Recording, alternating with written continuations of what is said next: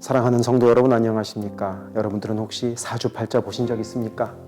꼭 연초만 되면 이런 사주팔자 보시는 분들이 있죠. 사주는 사람이 태어난 연, 월, 일, 시를 4개의 기둥이라고 하여 사주라고 한답니다. 그러니까 사주팔자는 자신이 태어난 연, 월, 일, 시를 말하는 것으로 이것에 의해 자신의 운명이 결정된다는 좀 받아들이기 힘든 생각입니다. 그리고 사주팔자 말고도 한 해의 운세를 살핀다고 이렇게 토정비결을 보시는 분들도 간혹 있기도 합니다. 그리고 심지어는 이렇게 점집에 가기도 합니다.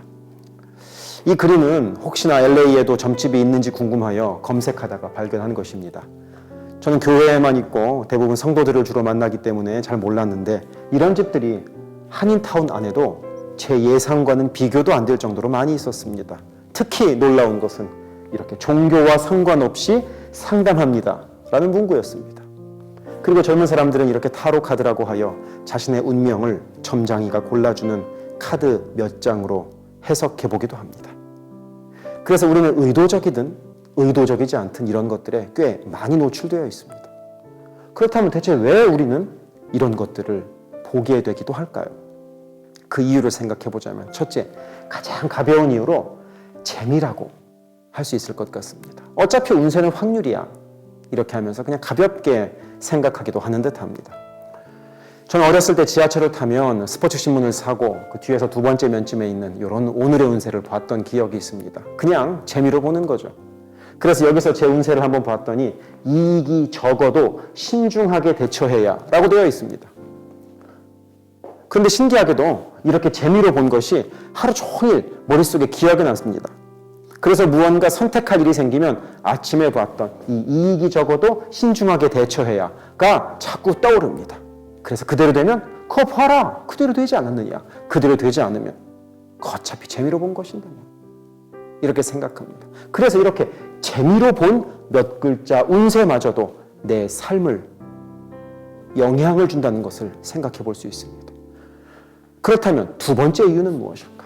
아마도 호기심 때문에 본다고 할 수도 있을 것입니다.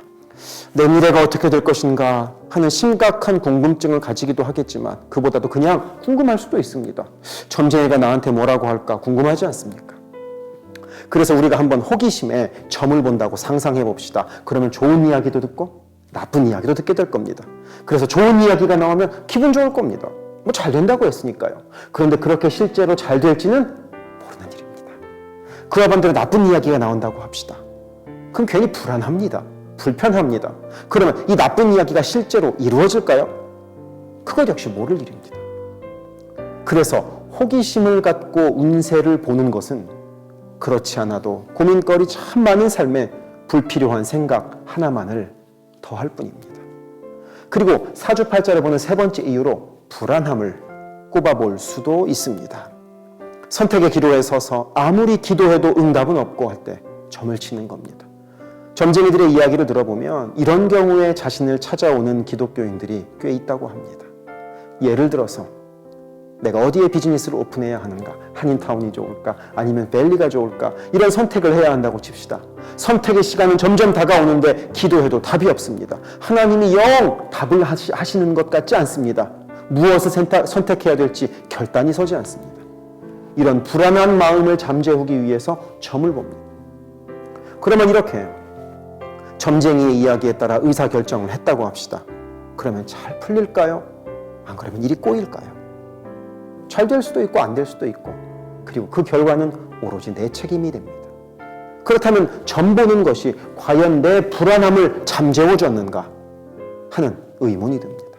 이렇게 재미, 호기심, 불안 이런 3가지 이유를 한 단어로 정리해보자면 욕심이라 할 수 있습니다. 내 인생은 내 거니까 나의 미래는 내가 원하는 대로 되었으면 좋겠다 하는 그런 마음 말입니다. 하지만 우리들의 인생은 그렇게 잘 되지 않습니다. 모두가 자기 원하는 것을 이루도록 하나님이 설계해 놓지는 않으셨기 때문입니다. 그리고 하나님은 점 같은 것 의지하지 말라고 말씀하셨습니다.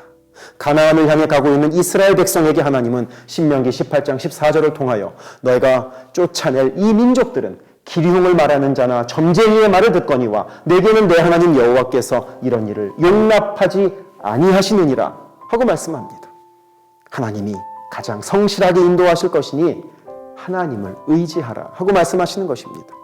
혼란스러운 시대, 한치 앞을 알 수 없는 시대일지라도 더 답답하고 불안해질지라도 말입니다. 그래서 우리가 이를 위하여 두 가지를 한번 생각해 보기 원합니다. 첫 번째, 내가 과연 무엇의 지배를 받는가입니다. 주님이 지배하시는 인생을 살기 위하여 내 마음을 무엇으로 채우는 것이 좋을까 하고 한번 우리가 생각해 보기로 원합니다. 다음으로 오늘의 최선을 다하라. 하나님은 우리의 오늘의 최선을 다하기를 원하십니다. 왜냐하면 우리는 미래를 알려고 노력하는 사람이 아니라 오늘의 최선을 다하는 사람들이기 때문입니다. 기독교는 오늘을 사는 신앙입니다. 묵묵히 최선을 다한 오늘이 쌓이고 쌓여서 그리스도의 장성한 분량에까지 이르고, 그리고 그 과정에서 주님을 신뢰하는 법을 배우기를 원하십니다. 말씀 한 구절을 더 소개시켜드리기를 원합니다. 전도서 7장 14절입니다. 형통한 날에는 기뻐하고 곤고한 날에는 되돌아보아라. 이 두 가지를 하나님이 병행하게 하사 사람이 그의 장래일을 능히 헤아려 알지 못하게 하셨느니라. 우리의 삶에는 형통한 날도 있고 곤고한 날도 있습니다. 형통하기만 한 인생, 곤고하기만 한 인생은 없습니다. 하나님이 이 두 가지를 병행하셨기 때문입니다.